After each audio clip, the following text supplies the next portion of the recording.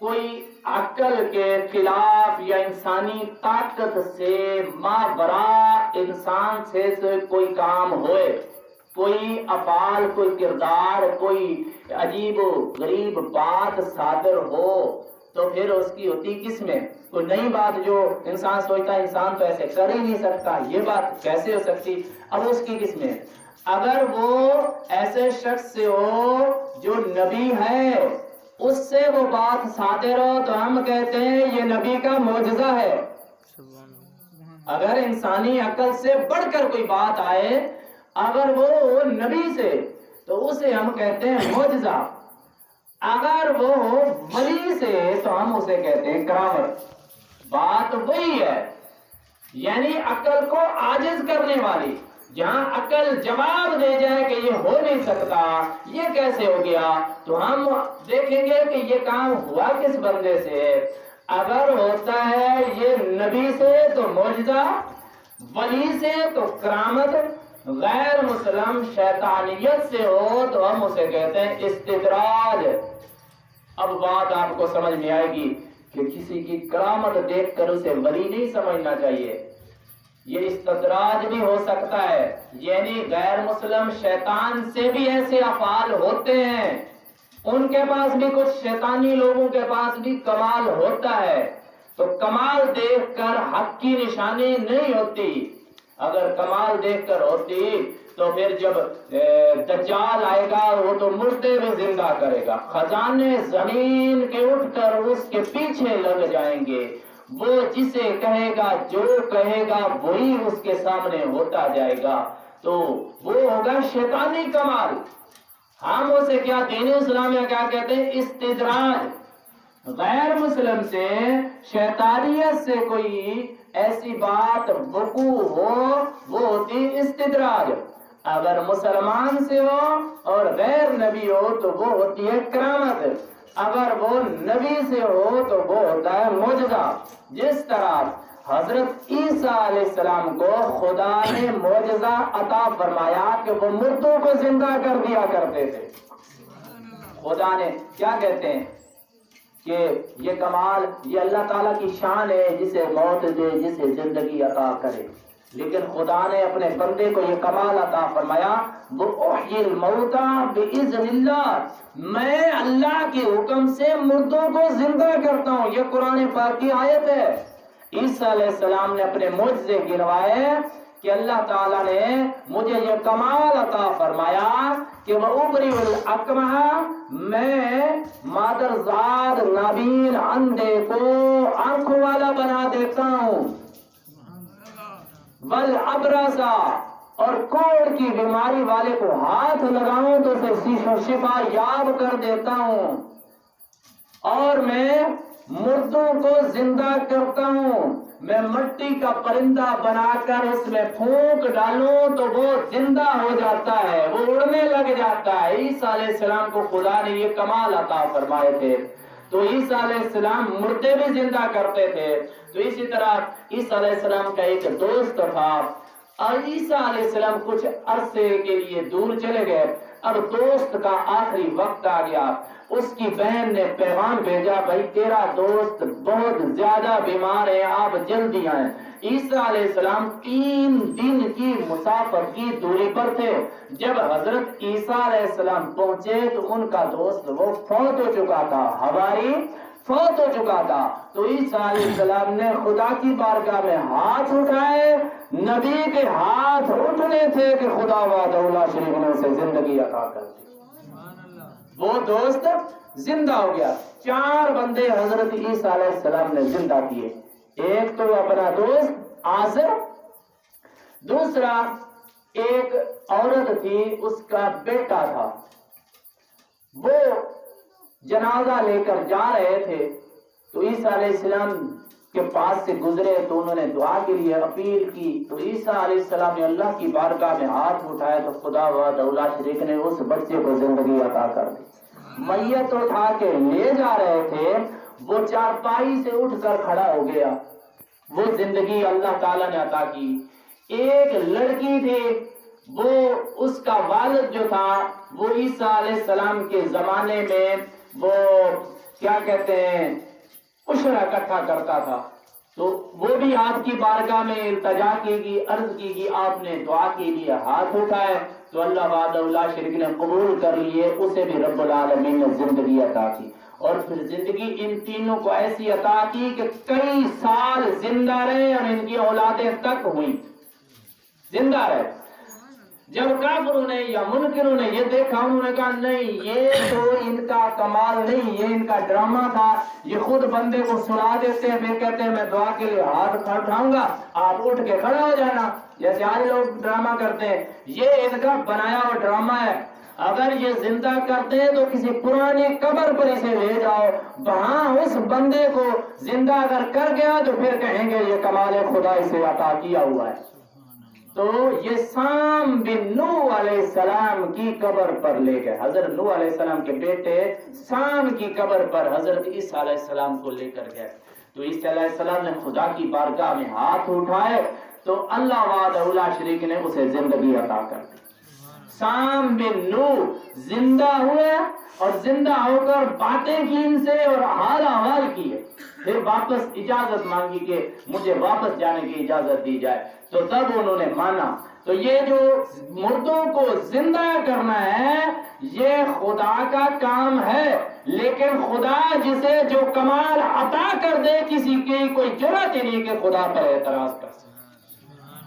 خدا جسے عطا کرے، خدا نبی کو عطا کرے تو ہم کون ہے کہ کہیں عیسیٰ علیہ السلام کیوں ایسا کر رہے تھے، یہ تو کمال خدا ہے، یہ تو خدا کا کام ہے۔ بھائی ہے خدا کا کام، لیکن خدا نے بطور ثبوت قرآن پاک کے 7ویں پارے میں اسے ذکر کر دیا کہ حدیث پاک میں آپ کہیں یہ ضعیف حدیث ہے، یہ ایسے قرآن پاک تو ایسی چیزیں لا ریب فیہ، اس میں تو شک ہی نہیں ہے، اس میں شک کی گنجائش ہی نہیں ہے۔ تو پھر یہ جو الفاظ میں نے پڑھے وہ ابری الاکمہ والابرص واحیی الموتى باذن اللہ، میں اللہ کے حکم سے مردوں کو زندہ کرتا ہوں، خدا وہ کمال عطا کرتا ہے، اللہ تعالیٰ اپنے بندوں کو وہ کمال عطا کرتا ہے کہ جو وہ کمال کو جب استعمال کرتے ہیں تو وہ لوگ حیران ہو جاتے ہیں۔ تو یہ تھے نبی سے یہ بات واقعہ ہوئی، تو میں نے کیا بتایا تھا، یہ ہوتا ہے معجزہ۔ اگر یہی بات ولی سے صادر ہو جائے تو اسے کہتے ہیں کرامت۔ آئیے آج آپ کو حضور غوث الاعظم کی کرامت بتاتا ہوں۔ اب بات آپ کو سمجھ میں آئے گی کہ حضور غوث الاعظم کیسے مردے زندہ کیا کرتے تھے۔ پہلے میں بات کرتا تو شاید آپ کو سمجھ میں آتی ہے نہیں ہے۔ اب ایک نبی اگر کر سکتا ہے خدا کے عطا کیے ہوئے سے، تو خدا کا بندہ وہ بھی ہے۔ حضور غوث الاعظم کی بارگاہ مقدس میں آپ نے سنا ہوا ہے 12 سال کا بیڑا ڈوبا ہوا آپ نے تارا، یہ تو مشہور ہے۔ اور 12 سال میں جن کی ہڈیاں بھی بکھر چکی تھی ان کو اللہ تعالیٰ نے اپنے بندے کی مقام اور شان بڑھانے کے لیے ان کی دعا کو قبول کیا، اور اللہ تعالیٰ نے انہیں واپس زندگی عطا کی، وہی اجسام، وہی شکلیں، وہی سوچ، وہی انداز، سب کچھ واپس لوٹا کے خدا نے دیا۔ یہ ہے مردوں کو زندہ کرنا۔ اسی طرح ایک قبر پر حضور غوث الاعظم کو لے جایا گیا تو حضور غوث الاعظم سے یہی درخواست کی گئی کہ وہ بات اس طرح تھی کہ حضور غوث الاعظم تقریر فرما رہے تھے، شان مصطفیٰ بیان کر رہے تھے، کوئی عیسائی تھا وہ سن رہا تھا، اور عیسائی نے جب سنا تو اسے غصہ آیا کہ یہ شان مصطفیٰ بیان کر رہا ہے، ہمارے عیسیٰ علیہ السلام جیسا کون ہے؟ تو اس نے حضور غوث الاعظم کے مریدوں کو کہنا شروع کر دیا، بھائی تمہارے نبی کی وہ شان نہیں جو عیسیٰ علیہ السلام کی، نعوذ باللہ، ایسا کہا اس نے۔ یہ بات حضور غوث الاعظم تک پہنچی، حضور غوث الاعظم نے انہیں دلائل دیے، اس کو دلائل دیے، وہ نہ مانا۔ جب نہ مانا تو حضور غوث الاعظم جلال میں آ گئے، آپ نے فرمایا چل میرے ساتھ جس قبرستان میں جانا ہے، جس قبر پر تو ہاتھ رکھے گا خدا کی قسم میں اسے زندہ کروں گا۔ تو پھر حضور غوث الاعظم کو قبر پر لے جایا گیا، آپ نے خدا کی بارگاہ میں ہاتھ اٹھائے تو اللہ وحدہ لا شریک نے دعا قبول فرما لی اور اللہ تعالیٰ نے اسے زندگی عطا کر دی، وہ مردہ زندہ ہو گیا۔ اس طرح کے کئی واقعات آئے۔ بات یہ ہے کہ جب یہ بات مشہور ہوئی کہ حضور غوث الاعظم مردے بھی اللہ کے حکم سے زندہ کر دیتے ہیں، کیونکہ ایک وزیر تھا، حضور غوث اعظم کی بارگاہ مقدس میں حاضر ہوا کہ یا غوث اعظم، تیرے نبی علیہ السلام کا فرمان مقدس کا مفہوم ہے کہ کوئی شخص کسی کو دعوت دے تو اس کی دعوت قبول کر لینا چاہیے، میں آپ کو اپنے گھر آنے کی دعوت دیتا ہوں، آپ آئیں میری دعوت کو قبول فرمائیں۔ تو حضور غوث اعظم نے فرمایا جی بالکل، فلاں ٹائم، جو بھی ٹائم آپ نے مقرر کیا اس ٹائم پر میں آپ کے گھر دعوت پر آؤں گا۔ جب وہ آپ حضور غوث اعظم پہنچے، آپ کے پہنچنے سے پہلے کئی علماء، اولیاء، مشائخ، وزراء، بادشاہ، جو بھی وزیر تھا خود بڑے بڑے لوگوں کو دعوت دی تھی، بڑے بڑے کام ان کے سامنے پڑے تھے، لیکن کسی کو جرأت نہیں تھی کہ حضور غوث اعظم کے پہنچنے سے پہلے وہ اپنا ہاتھ ہلاتے۔ حضور غوث اعظم پہنچنے کے بعد آپ نے فرمایا وہ جو صندوق ہے نا یہ میرے سامنے لاؤ۔ حضور غوث اعظم کے سامنے صندوق لایا گیا، آپ نے فرمایا اسے کھولو، کھولا گیا۔ جب کھولا تو اس وزیر کا بیٹا اس میں موجود تھا جو اپاہج بھی تھا اور اندھا نابین بھی تھا۔ حضور غوث اعظم نے اللہ کی بارگاہ میں ہاتھ اٹھائے تو خدا وحدہ شریک نے ایسا قبولیت کا صحرا پہنایا کہ اللہ تعالیٰ نے اسے بینائی بھی عطا کر دی، اور حضور غوث اعظم نے خود فرمایا اٹھ چل کے دکھا انہیں، وہ خود اپنے پاؤں سے چل کر دکھانے لگا۔ تو جب یہ نبی سے صادر ہوں یہ چیزیں تو ہم کہتے ہیں معجزہ ہے یہ نبی کا، اگر اللہ کے ولی سے یہ صادر ہوں تو ہم کہتے ہیں یہ کرامت ہے خدا کے دوست اور ولی کی۔ یہ حضور غوث اعظم کی کرامت تھی۔ جب اس طرح کی کرامتیں مشہور ہوگی تو کئی منکر مسلمانوں میں بھی ہوتے ہیں، کہتے ہیں یہ بات ایسی نہیں ہے، یہ ایسی ہے، یہ ایسی ہے۔ انہوں نے کیا کیا کہ اپنے ایک دوست کو چارپائی پہ لٹا کر کفن پہنا کر حضور غوث اعظم کی بارگاہ میں پہنچے کہ ہمارا ایک بندہ فوت ہو گیا، آپ اس کے جنازہ پڑھائیں۔ تو ہم کہیں گے اگر انہوں نے جنازہ پڑھا دیا تو ہم کہتے ہیں ادھر تم مردہ زندہ کر رہے تھے، ادھر آپ کو یہ نہیں پتا کہ آپ ایک زندہ کا جنازہ پڑھا رہے ہیں، ہم ایک پوائنٹ بنا رہے تھے۔ تو حضور غوث اعظم نے انکار کیا کہ نہیں، میری طبیعت یا جو بھی کوئی، آپ نے فرمایا کہ آپ خود پڑھائیں جنازہ۔ انہوں نے اصرار کیا، حضور غوث اعظم نے قدم رنجا فرمائے چل پڑے۔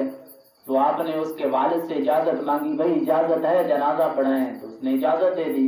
حضور غوث اعظم نے جنازہ شروع کر دیا۔ حالانکہ پلاننگ کیا تھی کہ جب حضور غوث اعظم پہلی تکبیر کے لیے ہاتھ اٹھائیں گے تو آپ نے اٹھ کے کھڑا ہو جانا ہے۔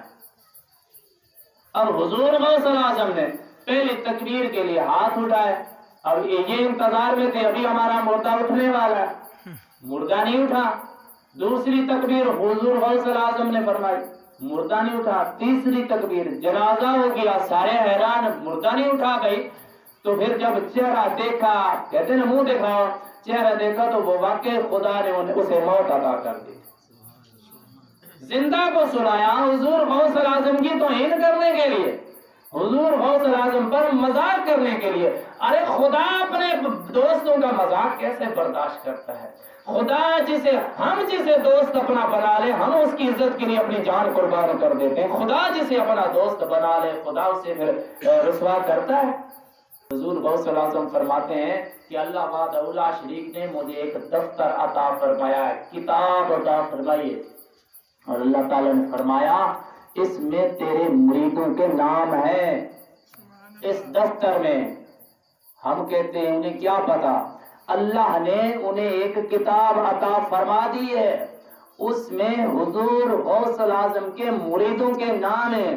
بلکہ آپ نے یہ فرمایا کہ جس نے دل میں بھی ارادہ کر لیا نا کہ میں ان کا مرید ہوں، میں نے اس کو اپنے مرید میں قبول کر لیا، میں نے اسے قبول کر لیا۔ اب میں نے جب کتاب کھولی تو میں نے پھر خیال آیا ہو سکتا کچھ جہنم میں بھی ہو۔ میں نے داروغہ جہنم سے پوچھا بھائی یہ کتاب دیکھ، یہ نام دیکھ، تلاش کر اس میں کچھ ایسے نام تو نہیں ہے جو تیری دوزخ میں بھی ہو۔ تو جب اس داروغہ دوزخ نے دیکھے تو کہا اس میں ایسا کوئی نام نہیں جو میری دوزخ میں ہو۔ خدا، بلکہ آپ نے فرمایا خدا نے مجھ سے وعدہ فرمایا کہ تیرے مریدین کو میں جنت عطا کروں گا، اور میں قبر میں جو فرشتہ آتا اس سے میں نے وعدہ لیا ہوا ہے کہ میرے مرید کو ڈرانا نہیں ہے۔ تو دوستو ہمیں تو فخر کرنا چاہیے کہ اللہ تعالیٰ نے ہمیں نبی دیا تو با کمال نبی عطا فرمایا، ولی دیا تو با کمال ولی عطا فرمایا، مسلک دیا تو مکمل مسلک عطا فرمایا۔ تو یہ خدا کا ہم کیوں نہ شکر ادا کریں، ہم کیوں نہ ایسے ولیوں کی اظہار ثواب کے لیے محفلیں سجائیں، ان کا ذکر کریں، جبکہ اللہ تعالیٰ خود فرماتا ہے کہ میرے بندوں کا تم ذکر کیا کرو، اس میں میری رحمت برستی ہے۔